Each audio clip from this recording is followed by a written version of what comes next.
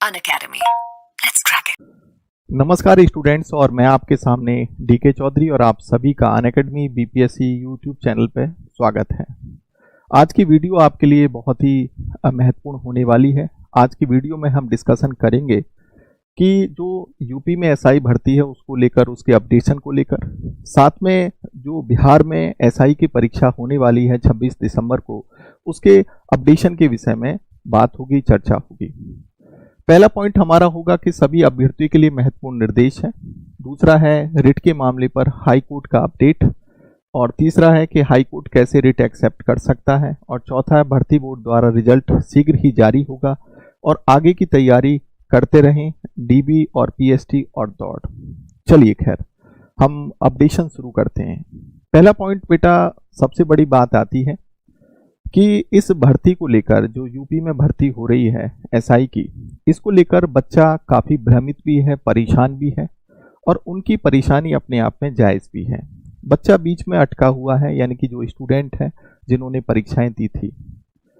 High court में ये जो है, हाई कोर्ट में जो रिट दायर अभी तक हालांकि नहीं हुई है, लेकिन हाई कोर्ट में रिट दायर करने को लेकर परीक्षार्थी जो अभ्यर्थी हैं वो जो है बार बार प्रयास कर भी रहे हैं। तो इसमें जो बच्चा है वो दोनों तरह का बच्चा परेशान हो रहा है। जिसके अच्छे मार्क्स हैं वो भी परेशान है, और जिसके कम मार्क्स हैं वो भी परेशान है। मैं आपसे बस एक बात ये कहना चाहता हूँ कि मेरे पास बहुत से बच्चों के ऐसे फ़ोन आए जिनका 120 प्लस भी है, और वो कह रहे हैं कि सर अगर परीक्षा में धांधली हुई है तो फिर हमारा मार्क्स, यानी कि हमारा नंबर तो नहीं आएगा। ये बात बिल्कुल बेटा डेफिनेट, बिल्कुल सही बात है। अगर वाकई परीक्षा में धांधली हुई है और बड़े स्तर पर हुई है तो इसका मतलब ये संख्या 100-200 की नहीं होगी, ये हजारों की संख्या होगी। और देन जिनका 120 प्लस है तो उनकी परेशानी भी अपने आप में जायज़ है। तो कहीं ना कहीं उनका एक विचार ये भी है कि सर अगर जांच हो तो भी अच्छी बात है। तो बेटा मैं अपना बिल्कुल स्टैंड बिल्कुल क्लियर कर दूं। मैं बिल्कुल नहीं चाहता कि भाई भर्ती परीक्षा जो है ये जो भर्ती है वो निरस्त हो। मेरा बिल्कुल भी इस तरह की जो मेरे दिमाग में कोई भी इस तरह की चीज़ नहीं है। लेकिन आप लोगों का साथ देते रहें, आप लोगों का साथ देते रहेंगे, ठीक है। अब बात यहाँ पर ये आती है कि बेटा कि अब क्या आगे, क्या रणनीति होनी चाहिए और क्या हो सकता है। पहली बात तो मैं महत्वपूर्ण निर्देश के रूप में आप लोगों को एक बात मैं बता दूं बेटा। देखिए, हम लोगों ने आप लोगों को पढ़ाया है और आप लोगों के साथ हम लोगों ने मेहनत भी बहुत की है, और मेहनत हम करते भी हैं। बहुत से नेगेटिव बच्चे हैं जो कि नेगेटिव बातें करते हैं कि आप तो सर ऐसा कर रहे हैं, वैसा कर रहे हैं। तो बेटा मेरा आप सभी से हाथ जोड़कर निवेदन है, हम बिल्कुल भी आप लोगों का बुरा नहीं चाहते। हम चाहते हैं कि सभी बच्चों के साथ अच्छा हो और सभी बच्चों को न्याय मिले। ये भी हमारा जो है आप लोगों से गुजारिश है, और आप लोग चाहते भी होंगे अधिकतर बच्चे कि सभी बच्चों के साथ अच्छा होना चाहिए, और जो मेहनती बच्चा है वो बिल्कुल आगे होना चाहिए। तो मैं उन्हीं सभी बच्चों से कहना चाहूँगा कि जो नेगेटिव बातें करते हैं, बेटा नेगेटिव बातें मत किया करो। हमने आप लोगों के साथ मेहनत की है, और मेहनत के साथ आप लोगों को हम पढ़ाते हैं और अच्छा कंटेंट और क्वालिटी आपको देने का प्रयास करते हैं। कभी भी आपको गलत चीज़ें नहीं बताई हैं, गलत डायरेक्शन में कभी भी आप लोगों को नहीं भेजा है। हमेशा अच्छी डायरेक्शन दी है, और हमेशा अच्छा कंटेंट आपको दिया है, और हमेशा अच्छी बातें आप लोगों के साथ करी है। तो उन सभी बच्चों से मेरा अनुरोध है कि बेटा टीचर को हमेशा मत कोसा करो। टीचर ऐसी बात नहीं है, वो आपका एक गार्जियन भी होता है, देन वो आपका मेंटरशिप भी होता है, और वो हमेशा चाहता है कि सभी बच्चों का अच्छा हो। लेकिन अब हम थोड़ा सा मुद्दे पे आ जाते हैं। मुद्दा यह है कि रिट के मामले पर हाई कोर्ट अपडेट। देखिए, हाई कोर्ट अपडेट की बात करें तो अभी तक बेटा जो कोशिशें जारी थी रिट दायर करने की, वो अभी तक हाई कोर्ट में रिट जो है एक्सेप्ट नहीं हो पाई है। हालांकि कई तरह के बच्चों ने प्रयास किए हैं, लेकिन हाई कोर्ट ने अभी तक इसको एक्सेप्ट नहीं किया है। लेकिन बात आती है कि अब हाई कोर्ट कैसे एक्सेप्ट कर सकता है, क्योंकि कई बच्चों के मेरे पास फोन आए कि सर कोई रास्ता बता दीजिए, क्या हो सकता है, कैसे हो सकता है। तो मेरा एक जिम्मेदारी ये भी बनता है कि मैं उन्हें एक सही रास्ता में दिखाऊं। तो अब मुद्दा पॉइंट बनता है कि हाई कोर्ट कैसे रिट एक्सेप्ट कर सकता है। इसको थोड़ा सा आप समझ सकते हो। देखिए, रिट कैसे एक्सेप्ट की जा सकती है, इसका क्या रास्ता हो सकता है। देखो, दो तरह के बेटा रास्ते हो सकते हैं। एक तो है सेकंड आंसर की के साथ मार्क्स का डिमांड, कि अब सेकंड आंसर की जहां तक है जल्दी से जल्दी आएगी, तो आप लोग ये डिमांड कर सकते हो कि सेकंड आंसर की के साथ हमें मार्क्स भी बताए जाएं, ताकि अगर बच्चों का मार्क्स 140 से ऊपर है तो उनकी छटनी की जा सके और अपना मुद्दा आप उठा सके। एक रास्ता तो ये हो सकता है। अब दूसरा रास्ता क्या हो सकता है कि अगर आप हाई कोर्ट में रिट दायर करना चाहते हैं, तो हाई कोर्ट में बेटा रिट जो है इतनी आसानी के साथ दायर नहीं होती है कि आपने भर्ती बोर्ड पे आरोप लगाया और कहा कि भाई भर्ती बोर्ड ने जो है एक तरीके से धांधलीबाजी की है और देन इसकी लापरवाही की वजह से ऐसा हुआ है। तो ये जांच का विषय है, और जांच के विषय की बात आप जानते हो कि थाने में जो है रिपोर्ट लिखी जाती है, फिर जांच होती है, एक लंबी प्रक्रिया होती है। रिट इतनी आसानी के साथ दायर नहीं हो पाती है, तो फिर क्या करें?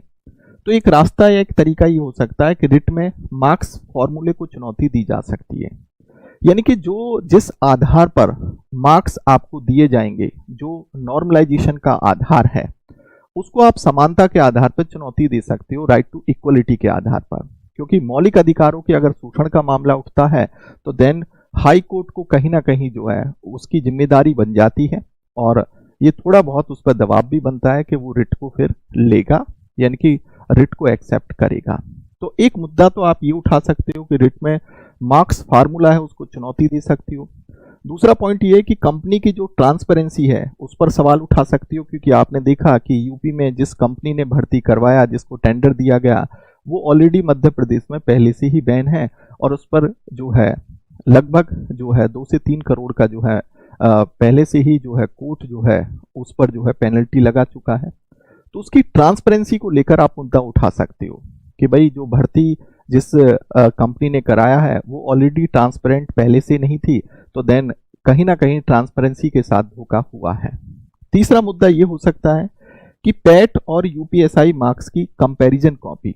देखिए, अगर आप यूपीएसआई मार्क्स की कॉपी दिखाओगे तो ये जांच का विषय बनेगा कि ये ऐसा हुआ या नहीं हुआ। लेकिन अगर आप पैट और यूपीएसआई मार्क्स की कंपैरिजन कॉपी किसी बच्चों की दिखाओगे, जैसे आपके पास मान लो 30-40 बच्चे हैं, उसका पैट का मार्क्स भी आपको पता है और उसका आपको यूपीएसआई का मार्क्स भी पता है। पैट में लगभग मान लो कि 20% 30% था और यूपीएसआई में उसका 90% जा रहा है, तो इसका मतलब ये कंपैरिजन कॉपी लगती है, तो देन तब भी ये एक्सेप्ट हो सकता है। तो ये 3 रास्ते आप लोगों के सामने हो सकते हैं। आप कंपनी पर सवाल उठा सकते हो जिसने एग्जामिनेशन किया, आप सवाल जो है रिट के मार्क्स फॉर्मूले पर उठा सकते हो, आप सवाल पैट और यूपीएसआई मार्क्स की कंपैरिजन कॉपी पर उठा सकते हो। लेकिन अब मुद्दा एक और पॉइंट बनता है कि भर्ती बोर्ड द्वारा रिजल्ट शीघ्र ही, तो कहने का मतलब है कि देखिए, मैंने आपको पहले भी बताया कि सरकार जो है शीघ्र से शीघ्र चाहेगी कि भाई ये जो प्रक्रिया है बहुत तेजी के साथ हो, और अभी जल्दी से जल्दी आपका जो है ये सेकंड जो आंसर की का जो रिजल्ट है वो आपका आने वाला होगा, शीघ्र ही जल्दी में ही आएगा। इसलिए मैं आप लोगों से गुजारिश ये करूंगा कि आप बिल्कुल हिम्मत ना हारें, अपनी आगे की तैयारी करते रहें। डीवी, पीएसटी और दौड़ जो कंटिन्यूस आपकी चल रही है, आगे का जो प्रोसीजर है उसमें बिल्कुल आप अपने आप को तैयार रखें। लेकिन अब बात आती है यहाँ पर थोड़ी सी बिहार दरोगा एग्जाम की नेशन की बात कर लें। इनका 26 दिसंबर को एग्जामिनेशन है, तो मैंने यहाँ पर पॉइंट दिया है कि एग्जाम में क्या सावधानी रखें और एग्जाम के लिए क्या करें।